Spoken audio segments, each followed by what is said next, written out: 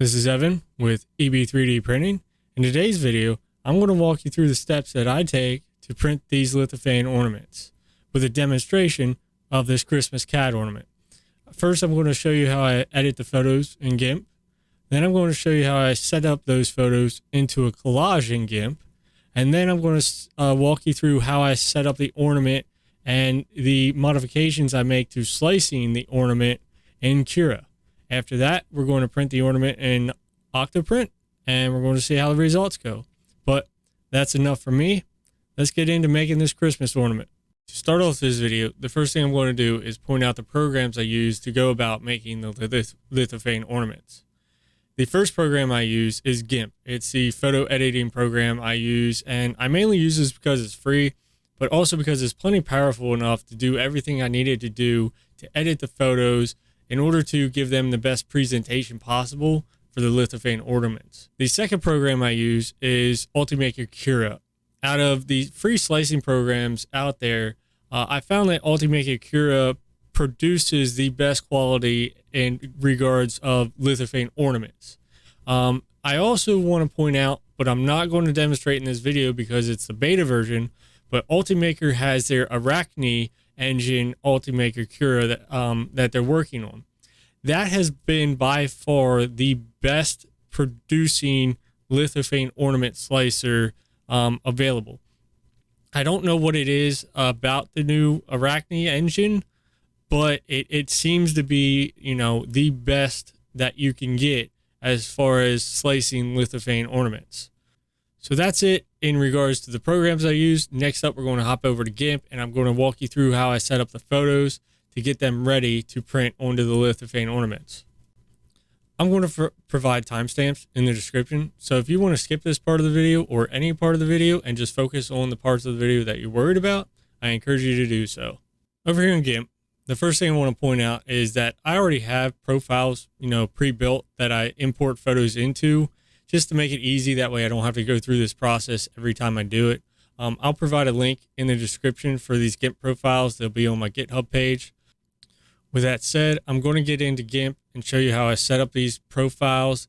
That way you know how to adjust it to your liking if you want to adjust settings, change the aspect ratios, or anything like that. So let's get into GIMP here, and I'll show you how I start this. So over here in GIMP, first thing we're going to want to do is we're going to want to create a new document. We're going to want to make this image size 4,000 for the width and then 1,000 for the height. This gives us a 4:1 aspect ratio as far as pixels. That way it wraps nicely around the ornament. We'll get into that once we head over to Lithophane Maker, but right now we want to set this up to 4,000 by 1,000. I'll also touch later on the second aspect ratio I use, but we'll get into that a little bit later. So to finish setting up this profile, we're going to want to click the plus sign on Advanced Features, and under the resolution, we're going to want to type 300. We're going to want to use a RGB color space. We're also going to want to change this to 32-bit integer. And the last thing we're going to want to do is we're going to want to make sure it's a white background. I'll touch on this a little bit later, also why I use a white background, but for right now, just make it white, and this is good to go. So this will set up. It'll give you a little warning, say it's like, hey, it's a large file size, but that's okay. Just click OK. So once we have the background made, the second thing we're going to want to do is we're going to want to add a layer on top of this. So we're going to click this new layer sign. We'll just leave the layer name as layer. Keep the aspect ratio 4,000 by 1,000. And we want to make sure it's filled with transparency because we're going to put a gradient onto this, a little gradient. And I'll also explain why we're doing that later on as well. But for right now, just leave it as transparency and click OK. So once we have our new layer created, we want to make sure it's selected. We're going to come up here to View, and we're going to make sure Show Layer Boundary is selected, and then we're going to also want to make sure Snap to Canvas Edge is selected as well. So after we have those selected, we're going to come over here to our Rectangle tool, and we're going to zoom in, and we're going to just make a little box here. And we're going to drag it the whole way across the photo, and we're just going to make it about this size. We'll adjust it a little bit later on. but we're going to zoom in, make sure the top of the rectangle is snapped to the top of the photo. And then we're going to come over here to our tools option. And we want to make this 45 pixels high. So it's 4,000 pixels wide by 445 pixels tall. And just press enter, and that'll adjust that. So zooming out here, your rectangle box should look something like this. All right. Now, the next thing we're going to do is we're going to add a gradient to that. All right. But before we put the gradient in, we're going to adjust the colors we use. So our light color, we're going to drag from white down to a slightly darker gray. We'll go with this A1. So A1, triple A1s, we'll pick that. All right. For our dark color, we're going to want to drag this up so it's a darker shade of gray. And we want that around, we'll go 60s. We'll do 50 or triple 59s. I thought the next one would be 60, but it's not. We'll do triple 59 for the dark gray. All right. Under our gradient options, we want to have this foreground to background, and we want this in a linear fashion. All right. So what we're going to do is we're going to zoom in here, and in our rectangle that's still selected, we're going to hold the control key and we're going to drag up. And we're going to drag that up to where it's pretty much top and bottom. So the bottom arrow, or the bottom plus sign here, is on the bottom edge of the rectangle, and the top plus sign is on the top edge of the rectangle. And we're just going to press enter. We're going to go up here to select none, and make sure we select the move icon after that. So zooming out here, this is what our base canvas should look like that we're going to import photos later on after we've adjusted the photos. We're also going to modify this to make it a 4.5:1 ratio for a little bit later on, and I'll get into describing that. But for right now, this is our base canvas that we're going to use for importing photos. So after we have our canvas created, you're going to want to go ahead and save this. And I already have it saved, 4x1 lithophane ornament. So lithophane collage. So just make sure that's saved. And like I said, this will also be uploaded onto GitHub. So next up, we're going to get into editing a photo. I'm only going to edit one just to walk you through the process of what I go through for each photo. All right, so now I'm going to go about how I edit each photo before I bring them over to the pre-built collage that we've already set up. To preface this, I want to point out one thing. The better quality photo you have starting out, the better quality photo you're going to produce when you print your lithophane. So if you're taking a really small aspect ratio photo and blowing it up and it's becoming really pixelated and blown out, you're not going to produce as good of lithophane picture as you would if you started out with a high quality photo. So with that said, I'm going to get into editing my first photo here, and I'm going to point out some things that I look for when I go about editing the photo. So this first picture here, we're just going to drag it over and drop it into GIMP. The first thing I do is I come over here to image and I go to mode and I turn it to grayscale. And I'm going to explain this a little bit later why I do this, but the first thing I do is I convert it to grayscale. The next thing I do after converting to grayscale, I go to image again and I go down to scale image. Now I make sure I scale the height to 1000. This is because the height of our collage that we're going to make is 1000. And then I also change the aspect ratio again up to 300. Now for interpolation, the best one I found for scaling up images is to go with no halo. This gives the best scaling ratio, and it doesn't pixelate the photo too much. So now we have the photo scaled up to the correct height and we have it over in grayscale. The next thing I'm going to do is I'm going to go over here to filters. I'm going to drop down enhance, and we're going to sharpen up the image a little bit. Now I'm going to exaggerate this just to give you an example, but you don't want to have it completely blown out like this. It's just going to create too much contrast between the darks and the lights, and it may screw with the total image the total image quality of your lithophane when you go to print it. So what I typically do is I have this down here in the 5 to 600 range, 0.5 to 600 range, I should say. So we'll make this around like 0.59, and then I'll drag this up just to where I start to see the image, pop a little bit. And right around here, you see the whiskers, especially we'll zoom in here so you can get a closer look at what I'm talking about. If we drag this down, you'll just see the image, the whiskers start to brighten up and pop a little bit. That's exactly what I'm looking for, especially these smaller details, just to give them a little more clarity to the image. So that looks good to me. We're going to click OK there. The last thing I'm going to do with this image is I'm going to adjust the color curves a little bit. This will allow you to bring out a contrast a little bit more between the lights and darks, but it's going to be a clearer image than what you would have got with sharpening. And as I go through this, you'll be able to see what I'm talking about. I'm going to focus on the cat's face here because that has quite a bit of color contrast between, it goes from white to completely black. There's plenty of grays in here. So you'll see what I mean about, bringing out clarity between the color depths. So to adjust the curves, you just kind of click on a point on this line and you drag the slider here. It's not really a slider, but you drag the curve up and down and that adjusts the image. So for the darks here, we're going to bring them down a little bit.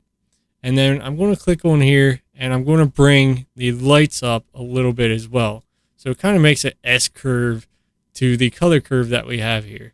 And if I exaggerate this quite a bit, you'll see that it blows out the image significantly. So there won't be enough color depth to give you a clear image when you go to print this. So we'll take this slider right around here and we'll drag this up just to give you a little pop between the lights and the darks. And right around there looks really good as far as the contrast goes between the colors. So we're going to click OK with that. We're going to zoom out. So we've gotten to the point where this photo, I think looks really good, and I think we'll get a really good print quality out of it when we print the ornament later. So all I'm going to do is just go over here to File and Overwrite. This will overwrite the original file, and it'll pop up a window. It'll say Export. We'll just click on Export, and that'll overwrite the original file. Now I'm going to go through, edit the rest of the photos that I have for the collage, and once we get to putting them into the collage, I'm going to point out why we put that gradient bar on the top. So let's hop over to setting up the collage after I get these photos edited. So now that we're done editing all our photos, it's time to bring them over into our collage to get them set up ready to send off to Lithophane Maker. So I'm just going to bring these over into the collage, and I'll give you a rough idea how I go about setting them up. When we bring the files over into GIMP, we're going to look and see they'll pretty much be in the center of the screen as a new layer. So when you bring them over into the collage, there's a few things you want to have set up. You want to click on View here, and you want to have Show Layer Boundary checked, and you also want to have Snap to Canvas Edge. Since during the editing process, I already went through and scaled these images to the height of the collage background here, the collage canvas. So all we have to do is just snap them to the edges of the canvas and drag them to arrange them however we would like. Now that we have all our photos brought into the collage canvas, you're going to notice that most of them are quite cropped compared to their original form. This is due to the aspect ratio of the photos that I chose to use, and I chose to use them for this specific reason. This is where my second profile comes in, the 4.5:1 aspect ratio of the canvas profile. So what I'll do is I'll open up that profile and I'll show you how I rearrange those photos using that profile. So now that I have all of the photos into the 4.5:1 ratio profile, I'll switch back and forth between the two so you can see the difference. So looking at the 4:1 profile, which most lithophane ornament websites recommend using, you'll see that if you use a wide angle photo, you can't get as many photos onto the ornament as you typically would.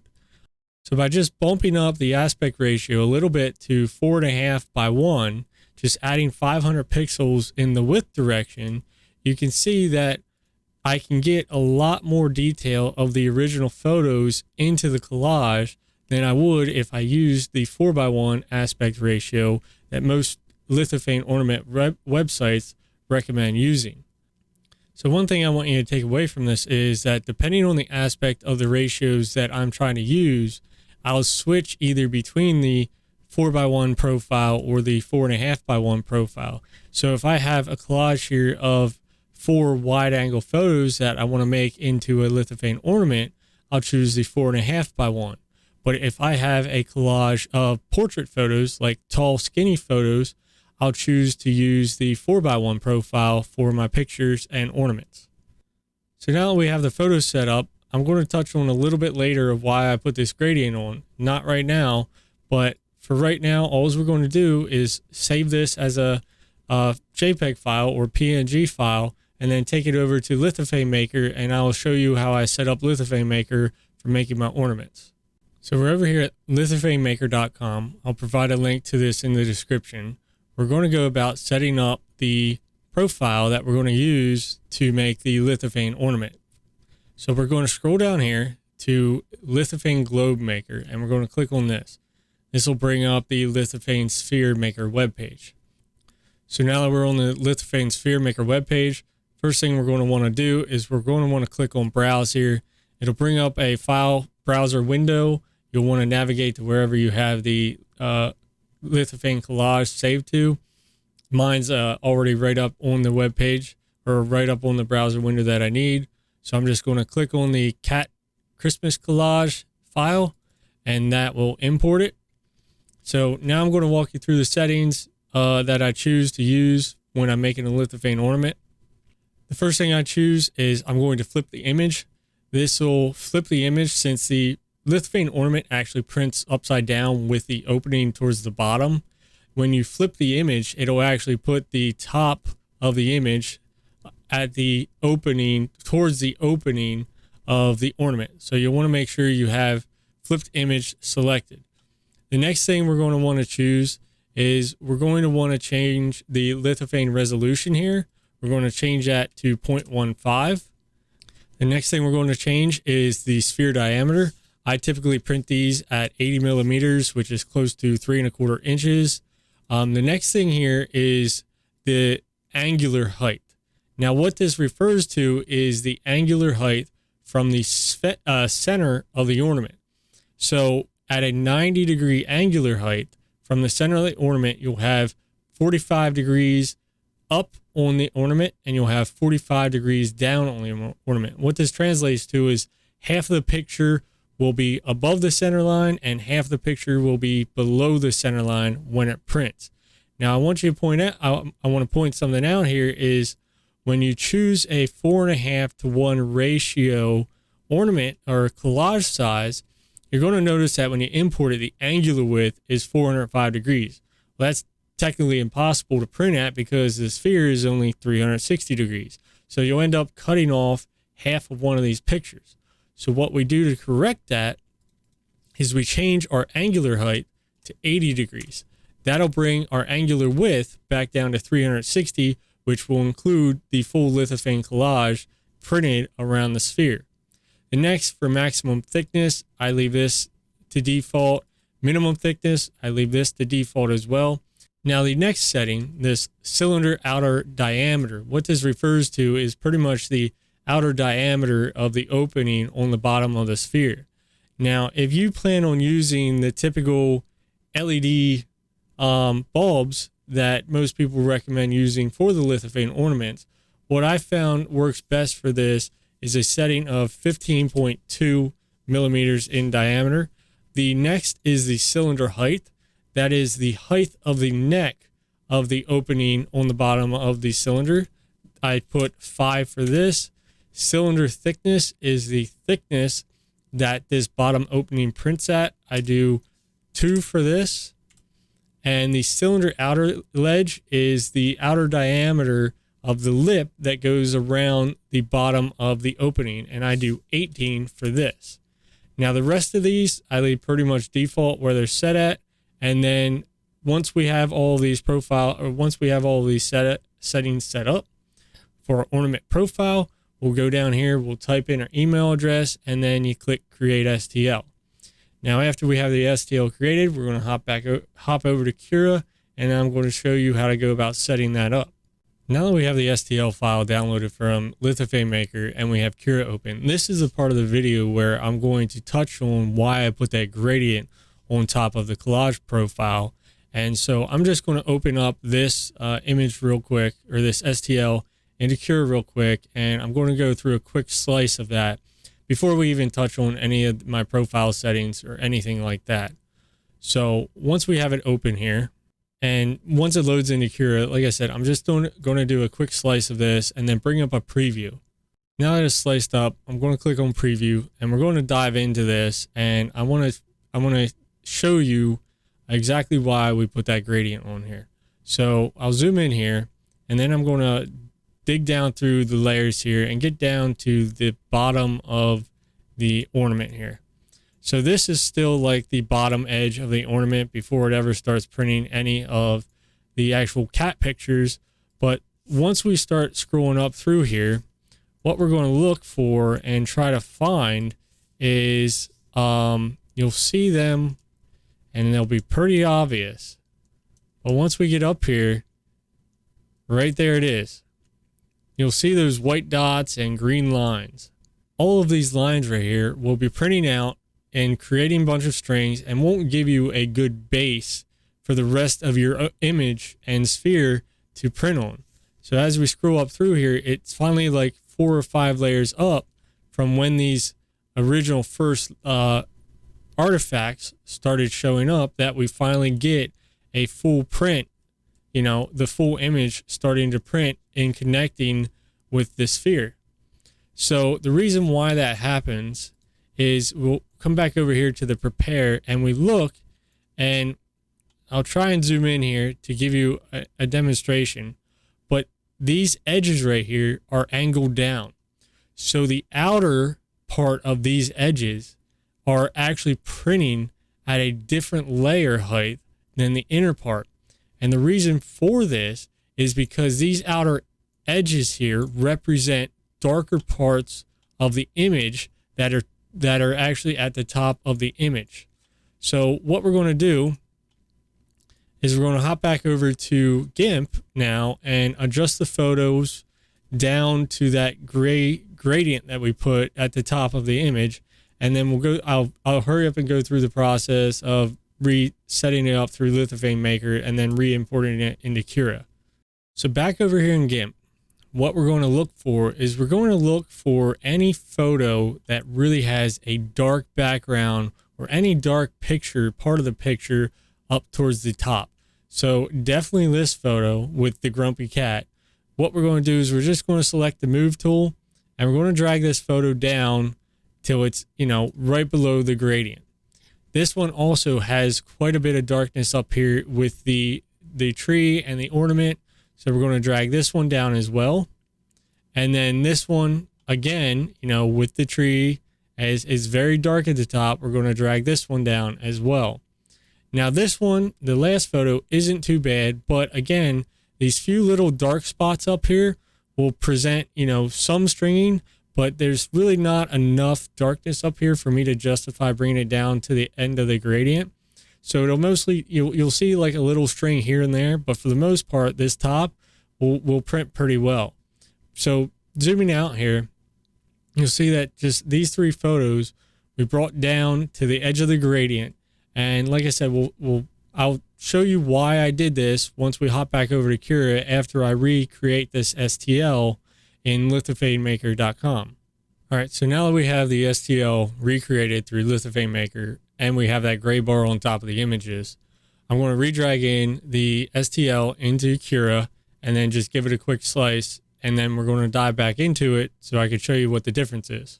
So now that it's finished slicing, I'm going to click on preview. Once it loads and finishes processing, we're going to dive into this, and it's already at the layer height we want. So this makes it easy, but we're going to go down a little bit lower. So as I drag the slider back up, I want you to notice to see if there's any significant change in the amount of filament that prints out in the middle of thin air. So as we get up here through the layers, you'll notice that those problem areas are significantly reduced, almost completely eliminated, and the only two areas that are showing problems are only one image that I talked about with the Christmas tree and the little bit of branch that's hanging out. There's only two problem areas that's going to be printing out in the middle of thin air, and all we had to do was just change a little bit of gradient, just put a little bit of gradient on top of the images. So what this gradient allows for is the slicer to build a nice base for the images to print on top of. Essentially, that's the best way I know how to describe it, is because of the darker areas of the image print at a thicker density, it takes up more layer lines for them to print. So in order for us to print the top of the image that's dark, we want to build a nice base for that to build onto for it to start printing the image, if you understand what I'm trying to say. So now that we have this out of the way and you understand why I put the gradient up there, and you can clearly see that the gradient does make a difference when it comes to slicing the image, and it should help greatly improve print quality, and you'll have significantly reduced stringing and just cruddy print quality at the top or bottom of the image or bottom of the ornament here. So now that you have a better understanding of why I put that gradient on top of the image, the next thing I'm going to go through is I'm actually going to walk you through the slicer profile of Cura that I use for printing these ornaments. Again, like I said, I'm going to provide a link to this slicer profile in the settings over on my GitHub page. So if you don't want to sit here and listen to me ramble through all of these settings, you can just skip this section, go over to the GitHub page, download the profile, and adjust it to your printer.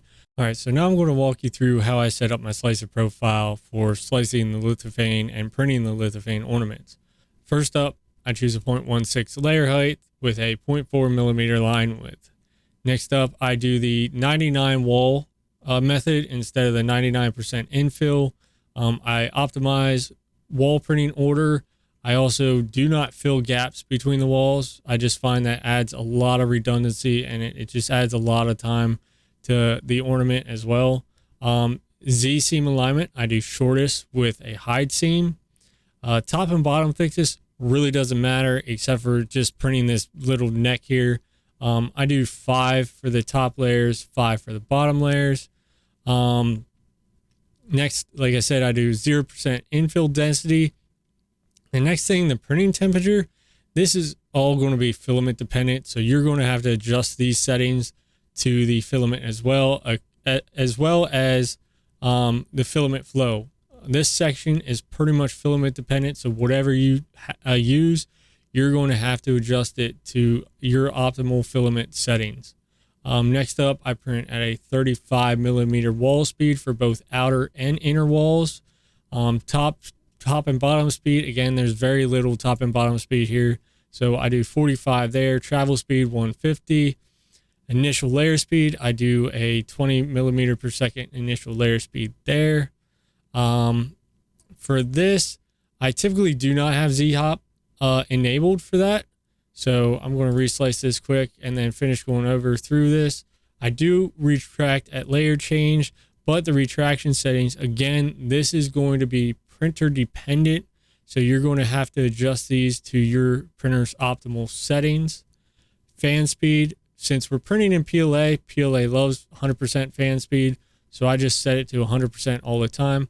I will make one note though, however, if you were having trouble with print quality on the bottom here of this bottom overhang, I would recommend upgrading your fan's cooling system, especially doing like a dual 4010 setup. That is quite optimal, and I found it helps out significantly with print quality on these bottom overhangs.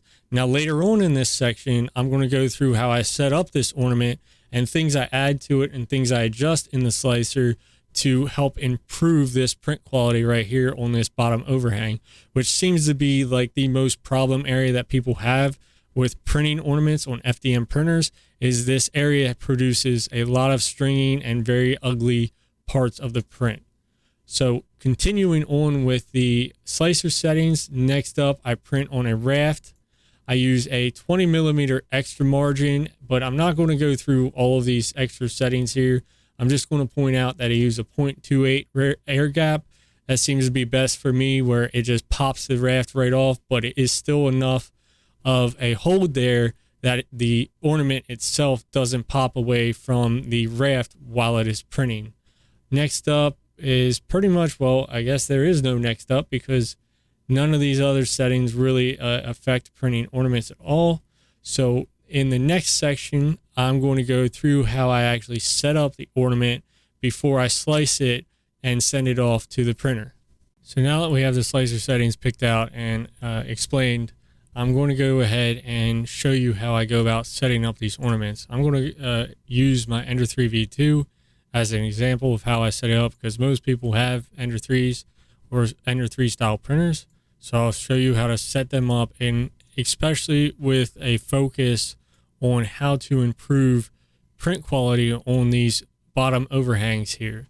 So after we have the file imported, first thing I'm going to do, select the file and go down here to support blocker. And I'm just going to click on here to add a support blocker in randomly. So we'll select this first blocker here. And what I'm going to do is I'm going to go up here to scale. I'm going to change the scale here by selecting uniform scaling, or unselecting uniform scaling, I should say. And I'm going to make this 85 tab 85 by 12. All right. So it's going to be 85 by 12. It should look like this. Next thing we're going to do is we're going to move this. I'm going to move it to 0x, 0y, and then 7 on Z. So it should look similar to this when you're done with it. And now we're going to go over here to per block or per model settings and modify settings for overlap. All right, we're going to select this drop down menu and we're going to select cutting mesh.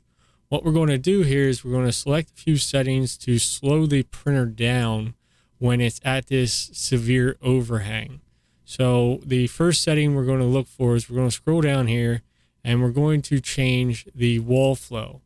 All right. And the second setting we're going to change is the wall speed. This will change both the inner and outer wall speed. And that's it for this blocker. So what I do, I typically drop the flow rate down on these severe overhangs just a little bit. So I'll drop this down to 90%, and then I'll drop my print speed down to 20 millimeters per second. So for this block right here, on this part of the print, we're going to be printing at 20 millimeters per second instead of 35. And then we're also going to have a 90% flow rate instead of the typical 98% flow rate. So what we're going to do now is we're going to check the model again. We're going to go over here. We're going to add another support blocker. So we're going to select this and we're going to click down here on the neck. All right. Now, I guess what I should do is before I do this, I'm going to delete this and I'm going to slice it quick. So now let's slice. I'm going to hit preview and I'm going to dive further down into the model, which we didn't reach when I was explaining earlier. But as you can see, this first blocker here, though, actually slows the speed rate down for this lower overhang. Now, this little part here, I'll dive into in the next blocker, but I want to show you why we are adding a second blocker to that. So we're going to dive down into this neck here. And one thing I've found with Cura, for whatever reason, on this lower neck here, you're going to find that there's going to be a gap between the inner rings and the outer rings. Even though we have a 99 line wall count here, since we're not filling gaps between walls, this gap here is existent. And it stays existent until you get up here and it starts printing, and you only really have one, maybe two layers of fill there that fills in this gap on this lower ring here. And what that does is it creates a weak spot on this outer ring, and they have a tendency to snap off if you print them while leaving this gap in there. So what we're going to do is we're going to pull this back up. we're going to go back over here to the model, and we're going to select the model again. We're going to add in this support blocker on the lower part here once we select it, right? So we're going to select this lower blocker here, and we're going to change this scale again to 80 tab, 80 tab, and we're going to make the height 7. All right, and then we're going to change the location of this to 0x, 0y, 0z. Now that'll bring these two blockers butt up against each other. And we're going to go down here to per model settings and model settings for overlap, or modify settings for overlap, and we're going to do cutting mesh again. So for this blocker in select settings, the first setting we're going to select is wall line count. All right, we're going to change that. And then we're also going to change infill density and infill pattern for this blocker. All right, and that's all the settings we're going to change for that. So we're going to select close. We're going to change wall line count down to 3. We're going to change infill density up to 99. And we're going to change that to lines infill. All right, so these should be our settings for our lower blocker, and then these should be our settings for our upper blocker, and they'll modify the settings of the printer as we go about through these blockers of the print. So we will slice this, and once this is sliced, it's pretty much ready to send to the printer, except for I'm going to go over one little extra step I do in the next section. You don't necessarily have to do this. I do this just to get that little bit extra print quality on these lower overhangs. So now that it's sliced, what I'm going to do is I'm going to save this to disk, and then I'm actually going to dive into the G-code itself and modify a few lines in there in the next section. So this is the last step before we're ready to send it off to the printer and get it set up for printing. What I'm going to do is I'm going to open this file, this G-code file, in Visual Studio Code. So now that it's open in Visual Studio Code, I'm actually going to edit 2 lines of code into this file to give it a little bit extra quality on those overhangs. So what I do is you hit Control F, and then we're going to go up here to find, and we're going to type in layer colon 3031. This will take us to layer 31 of the print.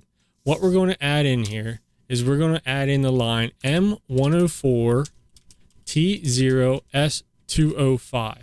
Now this is again going to be dependent on your filament, but what I'm doing now with this line is at layer 31, I am dropping the extruder printing temperature from 225 to 205. What this does is it drops the temperature of the filament that it's extruding at, but it also allows, since it's cooling or since it's printing at a lower temperature, it allows the filament to cool quicker, which it doesn't cause it as much warping on these bottom layers, which leads to a significant degradation in print quality for these lower layers. So the next layer, what we're going to look for is layer 103. And at layer 103, what we're going to do is we're actually going to increase the print temperature again, back up to the original printing temperature of 225. So M104 T0S225 brings the printing temperature of the extruder back up to 225 degrees Celsius, which is the optimal printing temperature for the filament I am using. Again, this is going to be dependent on your filament. So to review, back at layer 31, we drop the temperature by 20 degrees Celsius at the extruder. This is something you're going to have to test with. So for an example, if your optimal printing temperature is 205, you could drop your filament extrude temperature down to, say, 190 and give that a shot, see if that improves print quality for these lower overhangs. But for me, again, this is 205. So to review again, at layer 31, we're dropping the temperature to 205 degrees Celsius. And then at layer 103, which is at the end of the overhang, pretty much we're getting at like normal printing overhang angles there, we're bringing the temperature back up to 225 degrees. If you have any questions about this, please feel free to leave them in the comment section below. I know most people get a little confused once we start talking G-code. So to give you a visual idea of what's going on here, we're back over in Cura. So at layer 31, which is at the bottom of this red overhang angle, we're going to be dropping the temperature down to 205 degrees. And then once the printing gets up to at the top of this, overhang here, we're increasing the temperature back up to 225 degrees once we start printing the lithophane image onto the ornament. Since Cura does not have this option available in the slicing profile, I have to do this manually through G-code editing. So that's it for this section. We're going to hop over to Octoprint, and I'm going to point out one last thing we do to also help improve print quality. So the last thing I want to touch on that I forgot I didn't actually need to go to Octoprint for because I'm using Cura is the add-on arc welder. You can find this in the marketplace up here. Adding arc welder to the lithophane ornaments I found actually improves print quality quite a bit, especially again down in these lower parts of the ornament where we have these tight concentric rings building upon each other. I found that adding arc welder to that again helps improve print quality for that. I just use the standard default settings for this. The resolution 0.05 millimeters, path tolerance of 5%, maximum arc radius of a really big number. Now, in order to utilize this, you're going to have to make sure your firmware supports using arcs. For Klipper, it's as simple as adding in 2 lines of code to your printer CFG file. Again, these are default settings that I use, just a resolution of 0.2. And in Marlin, you're going to want to make sure in your configuration _advanced.h file that you have defined arc support uncommented. This will allow for Marlin to recognize arc G codes as well. All right, so here's a look at the end result after all those setting changes. While it's not perfect, it is a vast improvement over what I was originally getting, and I think this is a pretty good quality for an FDM printer. All it takes to finish this up is just a little bit of wet sanding with 150 grit sandpaper, and it smooths most of these imperfections out. But with all the settings changes I've made, and with the addition of the dual 4010 fan setup on the Ender 3 V2, this is about as good a quality as I can hope for using an FDM printer. If I would like to get any better than this, I think my best bet is to switch over to resin instead of FDM. So we're going to finish up this video with some B-roll from the Ender 3 V2. I hope you found this guide informative and you were able to pick up a few tips and tricks to help you improve your print quality of your lithophane ornaments. If you have any questions or comments, please feel free to leave them in the comments section below. If you like this content and would like to see more from me, well, you know what to do. If you would like to support this channel and help me grow, I have links to do so in the description. As always, that's enough for me, and I'll see you in the next one.